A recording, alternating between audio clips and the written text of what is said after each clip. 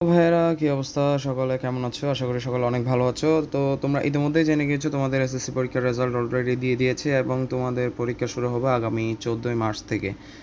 তবে এক্ষেত্রে আমি তোমাদেরকে রুটিনটা হয়তো অনেকেই ডাউনলোড করতে পারো নাই, যার কারণে তোমাদের কথা চিন্তা করে আমি রুটিনটা ডাউনলোড লিঙ্ক আমি সরাসরি ডিসক্রিপশন বক্সে দিয়ে দিব, সেখান থেকে তোমরা ডাউনলোড করে নিতে পারবা।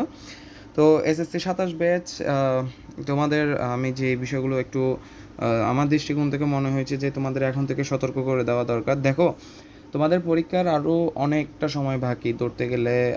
আমাদের এখনও সেপ্টেম্বর, অক্টোবর, নভেম্বর, ডিসেম্বর, এদিকে 4 মাস এবং ওদিকে আরও 2 মাস পিছাইছে, যার কারণে প্রায় 6 মাস মতো সময় তোমরা ইতিমধ্যে পাচ্ছ।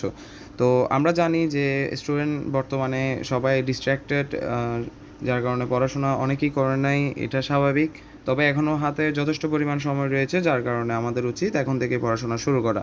তবে আরও একটা বিষয় তোমাদেরকে আমি সতর্ক করতে চাই, তোমাদেরকে একটু কাইন্ডলি আমি সরাসরি দেখাই। In the 2026 secondary school certificate examination in Bangladesh, the highest number of student ফেইলিয়ার্স occurred in English and mathematics.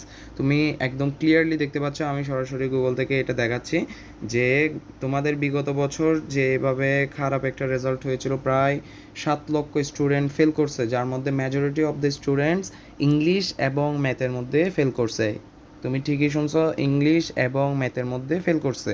তো তোমাদের উচিত হবে তোমাদের অন্যান্য সাবজেক্টগুলোর মধ্যে, দেখো সায়েন্সে যারা পড়ে ফিজিক্স, কেমিস্ট্রি, বায়োলজি এগুলো তো আছেই, কমার্সে যারা পড়ে তাদের অ্যাকাউন্টিং, ফাইন্যান্স এগুলো তো আছেই। তবে সেগুলোতে ফেল না করে ম্যাক্সিমাম স্টুডেন্ট কিসে ফেল করতেছে, যেটা হচ্ছে ইংলিশ এবং ম্যাথ, যেটা প্রত্যেকটা গ্রুপের স্টুডেন্টদের জন্যই বাধ্যতামূলক। তাহলে বোঝা যাচ্ছে যে আমাদের হাইয়েস্ট এফোর্ট এই দুইটা সাবজেক্টের মধ্যে দেওয়া লাগবে। আর যারা এখনও পর্যন্ত প্রস্তুতি নাও নাই এবং চিন্তায় আছো যে কিভাবে আমরা প্রস্তুতি নিব, কিভাবে পাস করব, তোমাদের জন্য আমি প্রতিনিয়ত একটা একটা ভিডিও আমি আপলোড করার চেষ্টা করব। যদিও বা আমি বিগত সময়ে ইরেগুলার হয়ে পড়ছিলাম কিছু কারণে, আমি আবারও আমার চ্যানেলে নিয়মিত ভিডিও আপলোড করবো ইনশাল্লাহ।